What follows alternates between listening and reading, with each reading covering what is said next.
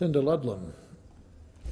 Thanks very much, President. Also, thank your indulgence in holding over the order. I present the interim report of the Legal and Constitutional Affairs References Committee on the comprehensive revision of the Telecommunications Interception and Access Act 1979.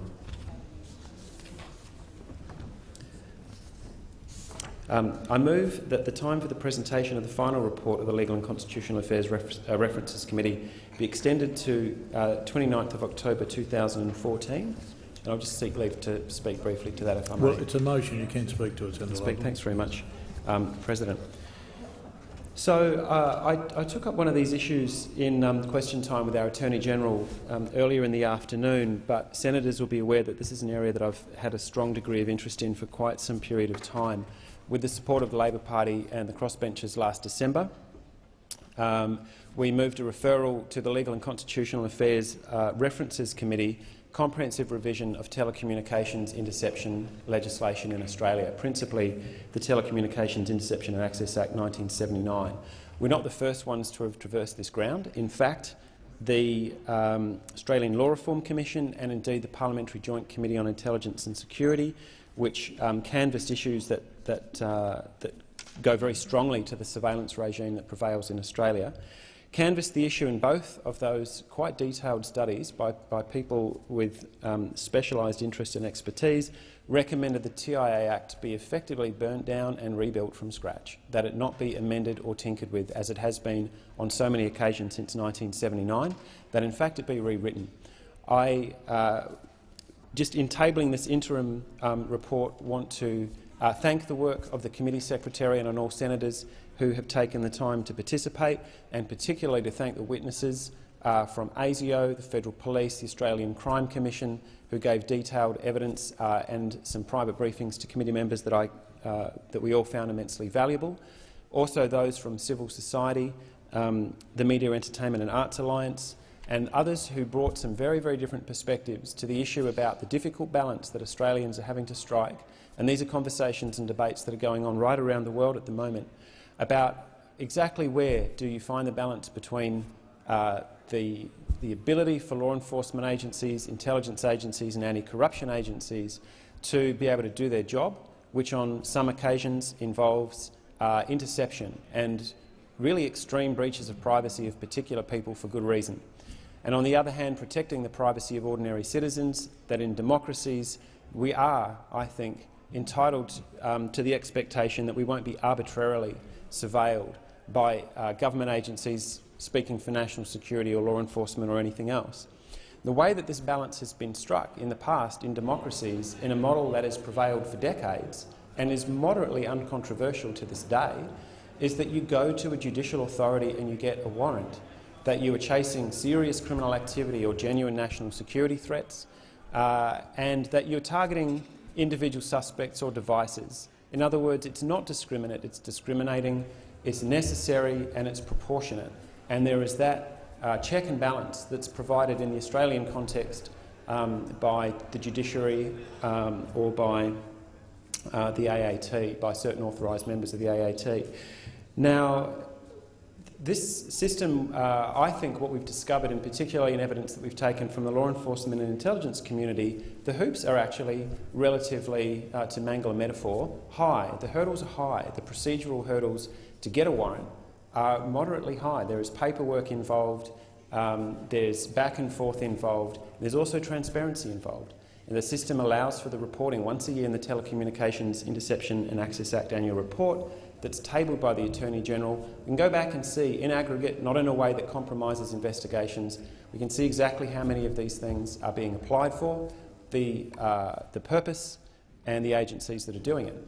And it's a system that I think, and I have some sympathy with those agencies who presented the evidence to us, that it's a system that does need streamlining and refining, and that is part of the ongoing work of the committee. But one of the chapters of the annual report, senators will be well aware because I've spoken on it at great length, covers those intercepts that are not based on a warrant, that have no judicial oversight, that don't necessarily need to target individual people, and that don't necessarily have to involve resolution of serious crime or national security threats. And that, of course, is the warrantless metadata access.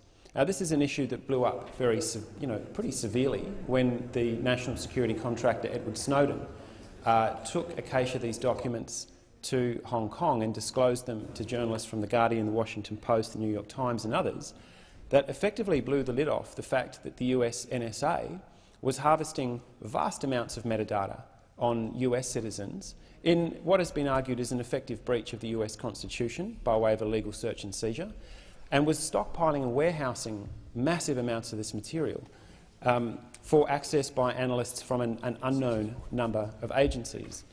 Not only that, in fact, that the NSA was scooping up under a doctrine that has been spoken of in abbreviated form as collect it all: content, non-content, everything, financial records, all forms of data, personal material, everything is just being dumped into these massive data centres in case it happens to be useful later. It's the precise reversal of that balance that has been struck in democracies: discriminate, proportionate, lawful. It is the reverse of that. And in Australia we have a very serious problem because the TIA Act annual report states, and massive increases year on year in the last financial year for which there's data, nearly 320,000 warrantless requests for metadata, not just by ASIO, the AFP and the Crime Commission and those who do such valuable work, but literally dozens of other agencies. When you ask for a list of how many agencies can access this material on a warrantless basis, no one can tell you because no one even knows how many agencies can get it. Now, if we were designing the TIA Act, or if these categories of metadata existed in 1979 that allowed you to track a mobile phone handset around the landscape, precisely map people's social networks, everyone you've been in contact with, financial transactions, and build these incredibly invasive pictures of social networks in people's lives, of course that would have been included in the warranted regime.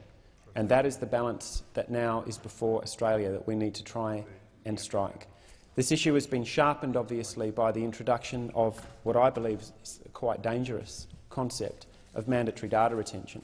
Not only should it all be available on a warrantless basis, but we should collect it all.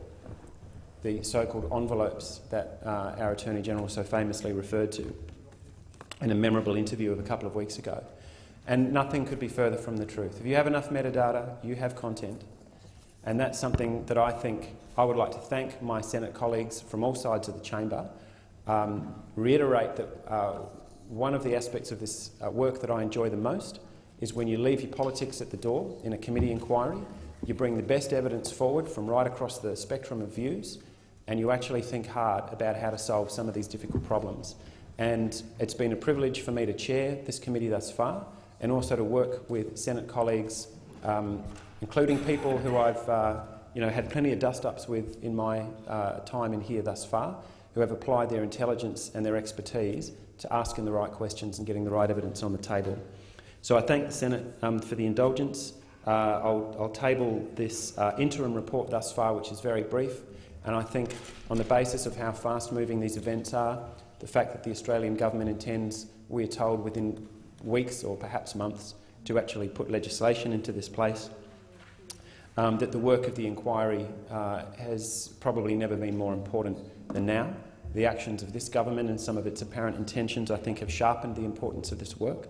So I look forward to continuing it, and I look forward to continuing the work that the Secretary has been doing and that witnesses have been doing to bring the best collective intelligence to bear on these issues.